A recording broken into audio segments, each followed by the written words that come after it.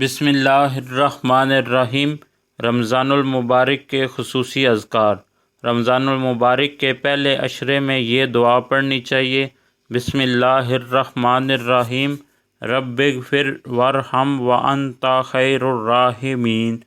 رمضان المبارک کے دوسرے عشرے میں یہ دعا پڑھیں، استغفر اللہ ربی من کل ذنب واتوب الیہ۔ رمضان المبارک کے تیسرے عشرے میں یہ دعا پڑھنی چاہیے، اللہم انک عفو تحب العفو فاعف عنا۔ ان سب دعاؤں کے ساتھ تسبیحات اربع، سبحان اللہ والحمد للہ ولا الہ الا اللہ واللہ اکبر پڑھنا چاہیے۔